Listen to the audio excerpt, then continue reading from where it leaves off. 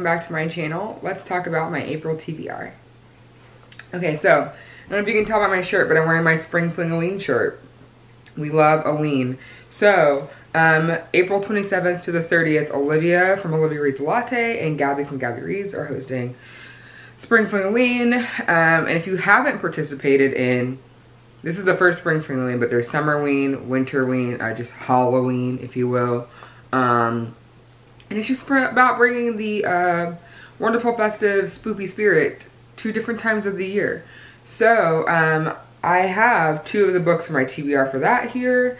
I don't know if it's too late to get your shirts off of, why can't I think of the website everyone uses to make their shirts? I almost said Boomerang, this is not Boomerangs. What is the name of that website? Bonfire. I'll put the link in the description because I'm pretty sure you can still order. I doubt it'll get there in time because it's April 3rd as we're speaking right now, but it might, we'll see. If you hear chomping in the background, that is my dog biting into a bone because she just feels like that's necessary right now. And we're gonna let her live her best life. So I'm actually gonna start with my phone because I have 6 arcs that I wanna talk about, and they won't be arcs for long because they all have April release dates, but I have not read any of them yet. Except, actually, I started the first one, and that is The Wedding Crasher by Mia Sosa. It is probably my most anticipated book of the year. I'm already like 30% into it. I'm having a grand old time. It comes out this Tuesday, April 5th, and it is a story of, Solange and Dean. Solange was at Dean's wedding as the story opens. This is not a spoiler. I'm pretty sure it's on the back of the description of the book. But Solange was at Dean's wedding, helping her cousins. One of them was a wedding planner. The other one is a makeup artist. And so she was just kind of assisting throughout the day. And they tell her to go get something. And the bride is in the hallway with one of Dean's groomsmen, professing her love and telling him, like, if you're ready to, like, love me out loud, like, I will leave this man right now. And Solange is like, bitch, what the fuck? It is your wedding day. What are you doing? And she walks away or whatever, or she walks past them. The bride sees her and is like freaking out a little. And Solange is like, oh, I'm just looking for this, that, or the other, whatever. Like, I like didn't hear anything. And she, in the part of the wedding where it's like, speak now, forever hold your peace, Solange is like, actually, you can't do this. And the bride's like, you're right, I can't do this. This wouldn't be fair, whatever. And she like runs off. And so we are left with Dean, who you would imagine being, really sad that his wedding's broken up. But he actually, it was just something to check off his list. Like, he liked his bride enough and she liked him enough, it seemed. But like, they knew it wasn't like a love match situation. They were just, trying to be 2 people that were a power couple and doing whatever. So we're following that along. I assume that they're going to fall in love because there's a fake dating situation that happens that Dean needs to do to make partner at his law firm. Why that is, I don't know. But Mia Sosa writes great romances, incredible steamy scenes. She's normally open door, so we will see what happens there. And then I also would love to get to Fool Me Once by Ashley Winstead. This is the same person who wrote In My Dreams I Hold a Knife, which I have not read yet. I'm on hold for the audio at my library for what looks like at least 6 months. It is an astronomical wait time. But I was really interested when I saw that she wrote a romance, because I was like, this is a thriller writer. And she has another book coming out later this year that also is a thriller. So we'll see how this goes. I've heard really good things.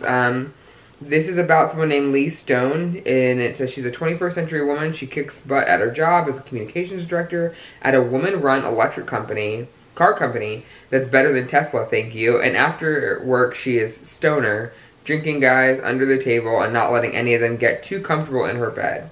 And that's because Lee's learned one big lesson: never trust love. 4 major heartbreaks set her straight, from her father cheating on her mom all the way to Ben Laderman in grad school, who wasn't actually cheating, but she could have sworn he was, as she reciprocated in kind.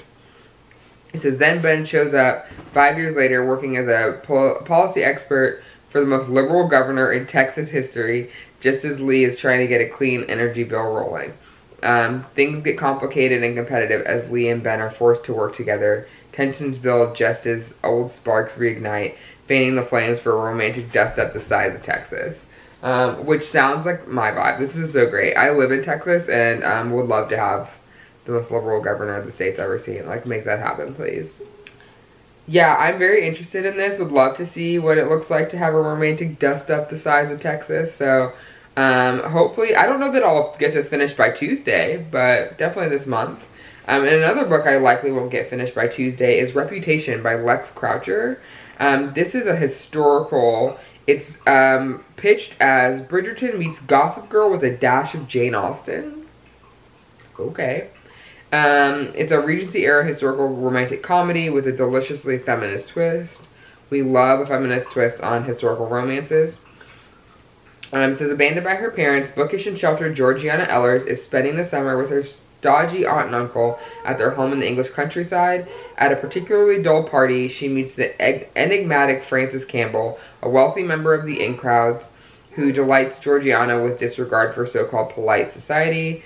Lonely and vulnerable, Georgiana quickly falls in with Frances and her wealthy, wild, and deeply improper friends, who introduce her to the upper echelons of Regency aristocracy and a world of drunken debauchery, frivolous spending, and mysterious young men. One in particular stands out from the rest, Thomas Hawksley, who has a tendency to cross paths with Georgiana in her most embarrassing moments. Sparks fly, but Thomas seems unimpressed with the company she's keeping. And soon Georgiana begins to wonder whether she'll ever feel like she fits in, or if the price of entry into Frances's gilded world will ultimately be higher than she's willing to pay. So set against the backdrop of lavish parties, handsome men on horseback, and in a time when one's reputation was everything, this edgy, hilarious romantic comedy explores sex, consent, belonging, and status through eyes of an unforgettable heroine that Austen herself would have cheered for. So I'm excited to get into that. This just sounds so fun. And I love a good, you know, I love a good break the mold kind of vibe. So that's exciting. This one also comes out on April 5th, which is on Tuesday. And then I have been set a goal for myself to read 1 to 2 nonfiction books a month. And so what I'm hoping one of them is Bomb Shelter by Mary Laura Philpott. This, what is this even about? I remember reading the synopsis like months ago and getting so excited. It says, a lifelong warrior, Philpott always kept an eye out for danger, a habit that only intensified when she became a parent. But she looked on the bright side too, believing that as long as she cared enough, she could keep her loved ones safe. Then, in the dark of one quiet pre-dawn morning, she woke abruptly to a terrible sound and found her teenage son unconscious on the floor. In the aftermath of a crisis that darkened her signature sunny spirit, she wondered, if this happened, what else could happen? And how do any of us keep going when we can't know for sure what's coming next? I love what ifs, and the fact that this is like real life is helpful. I'm sure there's going to be some really great tidbits about, you know, not being too anxious and, you know, holding too tight onto the reins while simultaneously caring for those you love. So I'm excited to dive into that. And then I think we go back on the romance train because it's the romance time of year. Let's see, what's my next book? Yes, Just the Two of Us by Jo Wilde. This comes out April 12th as well. It's about a couple who is kind of on the brink of divorce and they've been married for 35 years. And it says they get a second chance to rediscover their love now that a pandemic lockdown has forced them to spend more time together. I have been iffy about reading books that are set specifically in the COVID era. But I do love a stuck in one place trope for romance, so we shall see.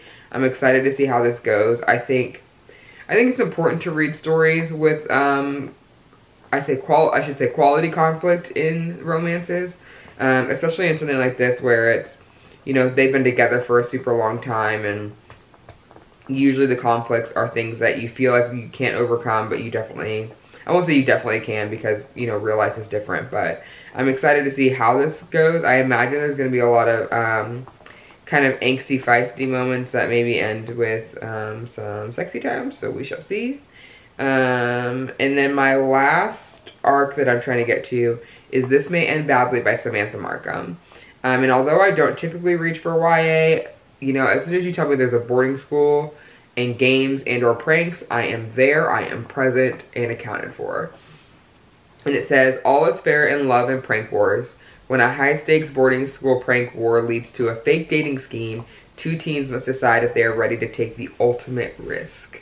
So I'm interested to see what this looks like. Apparently this is Samantha Markham's debut novel, so that'll be exciting. And it is blurbed by Emma Lord, who's one of my favorite YA authors. It says, the bitingly hilarious, heartfelt, this may end badly takes your favorite fake dating trope and has plenty of downright delightful shenanigans that'll have readers turning through the pages. If you're looking for a ship to root for, then jump aboard, mateys. So I'm excited to see what that's all about. And then for like my physical TBR of things that I already own, to keep on the nonfiction train, I have 2 books that are available as being one of my other 2. And that is I Am by Maggie O'Farrell. This is about her 7 brushes with death. It says, on 7 occasions, Maggie O'Farrell has stared death in the face and lived to tell the tale. In this astonishing memoir, she shares the near-death experiences that have punctuated and defined her life, from childhood illness that left her bedridden for a year, to a teenage yearning to escape that nearly ended in disaster, and an encounter with a disturbed man on a remote path, and most terrifying of all, an ongoing daily struggle to protect her daughter from a condition that leaves her unimaginably vulnerable to life's myriad of dangers. So I'm interested to see like what we experience in this. It's a relatively short book for 7 you know, disastrous things. It's less than 300 pages. So yeah, I don't know, I'm excited. This is the same author who wrote Hamnet, which I've had on my TBR for a little while, so I'm interested to see if I like her writing style before I attempt to dive into that. And then my other nonfiction potential choice is Unfollow, which is a memoir by Megan Roper. She was in the Westboro Baptist Church. Megan Phelps Roper. Her parents and I think her grandparents founded the church, I'm pretty sure. And so basically I want to say she was on Twitter. Yeah, it says, I'm not going to read the whole synopsis, but like later down it says, but Megan's Twitter evangelizing triggered a remarkable transformation as she jousted with online critics, observed church members mistreating one another, and tried to make sense of her own evolving beliefs and desires. She started to question her mission. Soon she was exchanging messages with a man who would help change her life. And so this is basically about her leaving the church. Yeah, her grandfather founded it. And I don't think she's left like Christianity altogether. I remember seeing, I forget what the video series was called, but one of the, I think, news outlets had this like YouTube series where like kids would ask adults about their experiences, and like she was one of the guests on it. And so the kids were kind of asking her like, you know, why would you, you know, be mean to people at their funeral and things like that, and just like, you know, all the things that Westboro Baptist Church is known for.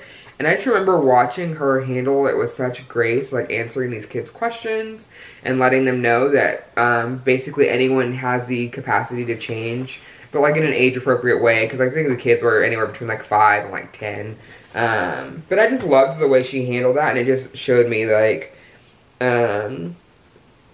I don't know, that you can come out of like such a hateful place and be great. And as I've deconstructed my own experiences with the church and faith and hateful rhetoric that I used to, you know, have running in my head all the time, I'm interested to see her story and see how that resonates with me.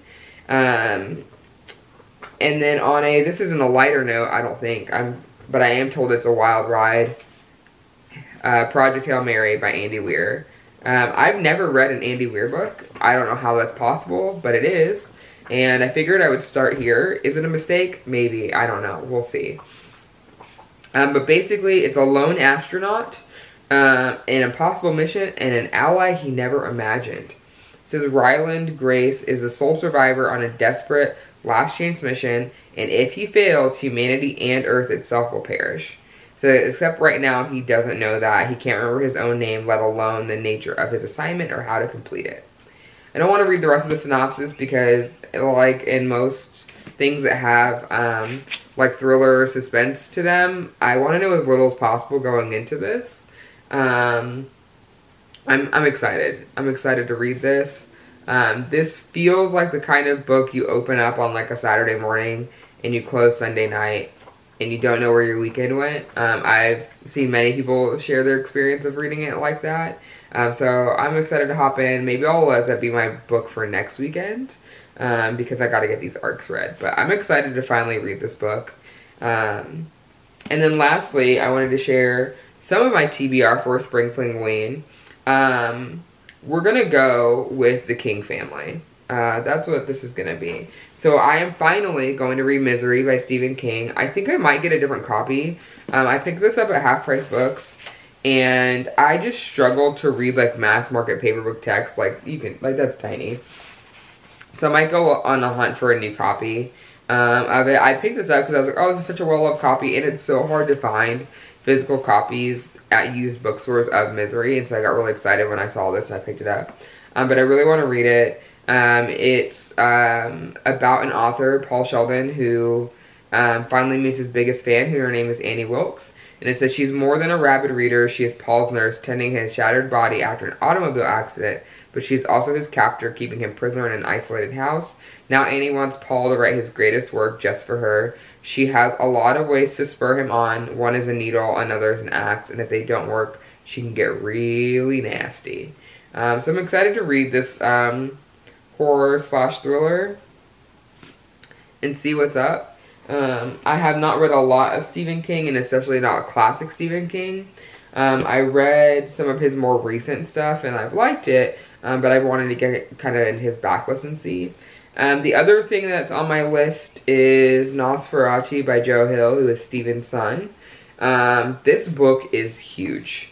I want to say it's just south of 700 pages. Yeah, it's like in the 680s in the end, which is a lot, and especially for a readathon that's only 5 days long. So I'm hoping to probably break this up and have a page goal each day so I can finish it by the end of the readathon. But it says Victoria Vick McQueen has an uncanny knack for finding things. When she rides her bicycle over the rickety bridge in the woods near her house, she always emerges in the place she needs to be. Vic doesn't tell anyone about her unusual ability. Charles Talent Manx has a gift of his own. He likes to take children for rides in his 1938 Rolls-Royce Wraith with the vanity plate Nosferatu. In the Wraith, he and his innocent guests can slip out of the everyday world to an astonishing playground of amusements he calls Christmas Land. Mile by mile, the journey across the highway of Charlie's twisted imagination transforms his precious passengers, leaving them as terrifying and unstoppable as their benefactor. Says, and then comes the day when Vic goes looking for trouble and finds her way inevitably to Charlie. Now the only kid ever to escape Charlie's twisted imagination is all grown up and desperate to forget. But Charlie Manx hasn't stopped thinking about Vic McQueen. On the road again, he won't slow down until he's taken his revenge. That sounds creepy as fuck. I also heard that there's like a Christmas angle to this book. I don't know how true that is, or it's like someone mixed it up with something else, but yeah, I'm ready to be freaked out, I think. I'm kind of a baby when it comes to horror, and I've never read a Joe Hill before, and I heard that he can get real gruesome, much like his father, so we shall see. And then the last book that I want to read, I say want to read, do I actually want to read it, or am I reading it because Katie Coulson's really good at ruining my life? I think it's the latter. And that is Tender is the Flesh. I have seen her rave about this book. And I think I'm going to get it, as much as I think I probably shouldn't, I think I'm going to get a physical copy of the book. Mostly because the idea of sitting in the dark reading this on my Kindle sounds scary as hell, if I'm being honest. It is about people becoming cannibals, basically. It says his wife has left him, his father is sinking into dementia, and Marcus tries not to think too hard about how he makes a living. After all, it happened so quickly. First it was reported that an infectious virus has made all animal meat poisonous to humans. Then governments initiated the transition. Now eating human meat, quote-unquote special meat, is legal. Marcus tries to stick to numbers, consignments and processing. Then one day he's given a gift, a live specimen of the finest quality. Though he's aware that any form of personal contact is forbidden on pain of death, little by little he starts to treat her like a human being. And soon he becomes tortured by what has been lost and what might still be saved. Like, the idea of us getting to a point where we actively eat each other, but like in the same way we treat animals, where like most people don't see an animal the way an animal's butchered. You know, there are farms for that. There are meat processing plants. They do that to humans in this book. And that's a very creepy concept to me. And I also can't look away. This book is also only 224 pages, which is wonderful for a readathon. So yeah, I'm going to do that. And then I'm going to make sure I have a bunch of romances stacked up after Spring Fling O'Ween to cleanse my brain. So that is my TBR. I'm really excited. Let me know if you're planning to participate in Spring Fling O'Ween. I will put, like I said, the link to the video announcements from Gabby and Olivia in my description box, so that way y'all can find it and see if you want to participate. I know they've got some like prompts and stuff.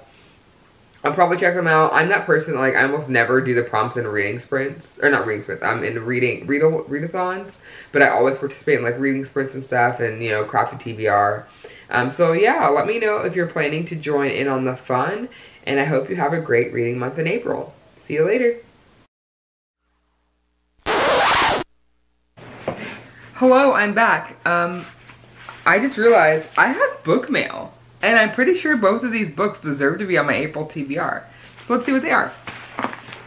Okay, I think I know what this is, because someone at HarperCollins emailed me and asked me if I wanted it. But I don't know for sure, because sometimes they just send random shit, you know? And you just don't know what you're getting. Ooh, yeah. It's On Rotation by Shirley Obuyobi, I think is how you say her last name. This is... Are we in America or are we in Ghana? Oh, we're in America. So it says, in this novel, a family friendship and finding your way in life, we meet Ghanaian American Angie Appiah. She spent her life being the perfect immigrant daughter with her medical school credentials, handsome lawyer boyfriend, and ride or die friends. But what happens when everything starts falling apart at the seams? Her boyfriend dumps her, she bombs the test that will determine her future, and her closest confidant en route pulls away, telling Angie she's more wrapped up in herself than in her friends. Angie is crushed. She's always faced her problems by working twice as hard to get half as far, and until now that's done well for her. When did it all get so complicated? Suddenly she begins to question everything. Her career choice, her friendships, why she's attracted to men who don't love her as much as she loves them, and just when things couldn't get more confusing, enter Ricky. Brilliant, thoughtful, and sexy, but who has waistband practically tattooed across his forehead. For someone who always has been in control of everything, Angie realizes that there's one thing she can't plan for, matters of her heart. So yeah, this is definitely going on the TBR. This will probably be what I use as maybe my palette cleanser after Spring Fling O'Ween and all of those horror books. This comes out June of this year. I don't have the specific date, it just says it's June 2022. So excited for that. What I'm more excited for is this box. I never order anything from Owlcrate. Not because I don't like it or whatever. I just am not like a subscription box kind of person. But they do let you order special copies of books on their own. And so I wanted their copy of Gallant by B.E. Schwab, and I know that's exactly what this is. I've been so nervous about opening it because I waited for so long to get it, and I don't know why I was scared to open it, but I just feel like I'm accidentally gonna ruin it somehow, and I really don't wanna do that. So, oh my god, there's all these like paper thingies in here. Ooh, look at that bookmark. Can y'all see that? It says, I can shape death, but you can give it life. What? This is so cool looking. Look at that. Okay, so here's the actual book. Oh my god, I can't believe it's finally here. I did not account for all of this like fluff inside. I mean, I appreciate them doing that so that like, you know, the book's not like ruined or whatever. Oh yeah, I need that. Okay. They emailed and said that these things were supposed to be physically in the book. But like low key, I feel like I could put them somewhere. Where, I don't know, but somewhere. Oh my gosh, all this paper. Okay. These like are art cards. I forget who did them. I'll have to put it on the screen because they said it in the email. Look how pretty these are.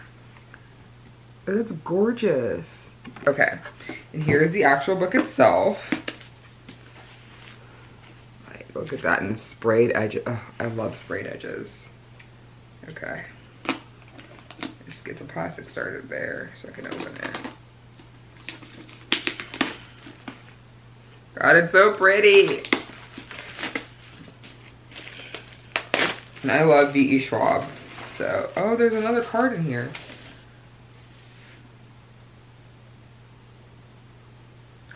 Oh, I forgot. It's signed. It says signed exclusively for Alcrate on here. God. I'm like afraid to crack the spine trying to open this. Oh my God, it's so pretty. Wait, where is it signed?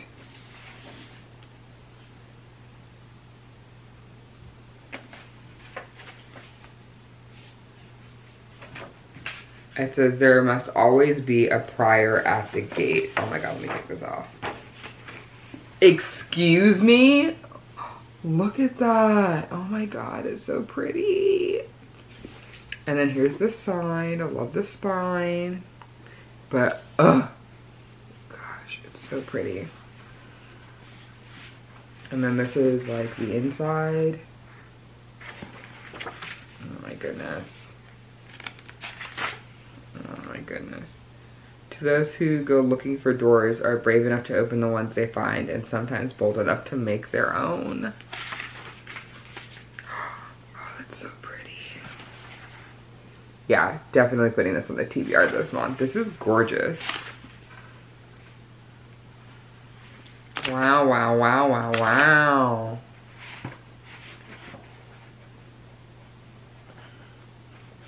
Oh my goodness. This is so pretty. And this is the back.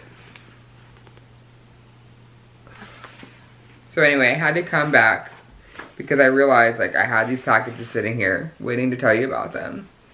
And I just forgot. So glad that I could come back to do that. Yeah, so that's it for my April TBR. You know, we'll see if I read all these books in my April wrap up, but I'm feeling pretty confident about it. These are all books that I've been looking forward to for some time, or that like I've recently gotten excited about. And given my track record for reading this year, I think we're gonna be able to get all of them in. So until then, I'll see you with another video soon. Goodbye.